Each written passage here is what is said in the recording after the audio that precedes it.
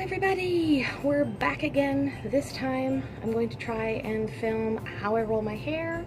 I'm going to try and actually do some film editing so you don't have to watch the whole process. Great, we're back again. Here we go. Alright, so first things first. My hands are running from me.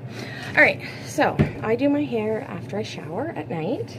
So again, as I said in a previous video, my hair dries quite quickly, so I don't really worry too much about whether or not it will dry overnight. It also tends to curl kind of insanely tight, so even if I did worry about that, the worst that would happen would I wouldn't get that crazy tight curl. It would be a little looser, so not something I'm too fussed about. So first you find your part. Now I've been working on trying to get this part further across my head because it gives me a much better kind of flippy swoosh thing on top of my head. So you can see a nice straight part. There we go. I just have my glasses on, which always makes this process challenging. Alright, so first things first, we put in, I have all of my cosmetics and things at the top drawer of my dresser, which is why I keep looking down. Curl cream, I use, let's see if I get this to focus, Dove Frizz Proof Cream Serum. Serum? How are you supposed to say that anyway? I'm not sure. Alright, give that a good smooshing around because smooshing around is how you do things. For me, it really helps keep the frizz down, especially since I live in one of the most humid places in the world, so humidity is kind of a way of life amongst us here. From there, let's do a couple of pumps of my Wrap Set olive oil stuff. Comes out like this. This I kind of try to concentrate towards the ends. It doesn't always work.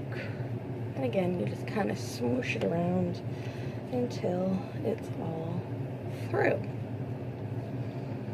Alright, so for my roller pattern, I tend to do 3 bigger ones on top. So 1, 2, 3. And then I roll these ones, and I roll those ones facing forward because it gives me better lift. These ones I roll facing forward. These ones I roll facing forward, and all the rest of them roll back in a pattern towards the back of my head. Now, that's the pattern I've had the best luck with. You've all seen the results. Sometimes there's no luck at all, but there we go.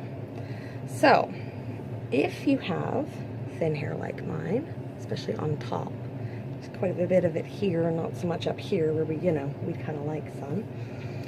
I start by taking a fairly big chunk of hair. So you almost want to do another part on the other side of your head to kind of figure out where this line of top of your head rollers is.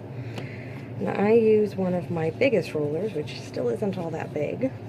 I'd like to get some bigger ones. Alright, now the tricky part comes here because I often hold things in my mouth, and I have to remember not to do that while I'm talking to you. So, which I literally just said I wasn't going to do. All the way to the tips of your... That didn't work. Try again. Alright. All the way to the tips of the hair with the roller. Now, I often find that because mine are a little cheaper, the clips fall off. Alright, so then I tuck the ends in very carefully. And start to roll. As I roll towards my head, I get a little looser.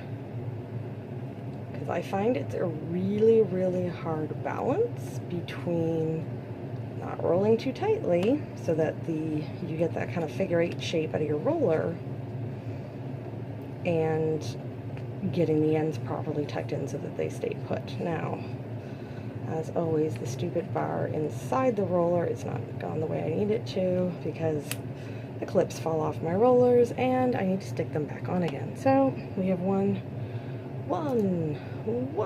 gorgeous roller on top of my head. I think I'm probably the only one old enough to get that joke. But seriously, check out the Count on Sesame Street. He was awesome. Alright, I got these particular rollers at Sally Beauty. Let's see if we can try one with the actual clip still attached. So again, see how I get down far enough so I can get down where you can see this. Apparently that's not happening, so we'll give up on that. Alright, and they're kind of, they have like a silky wrap thing, which is great in that it helps my hair not get frizzy, but it's not so great in that I find it harder to get the hair to get those ends tucked in. Oh, come on, you can do it. Nope. Alright, once again.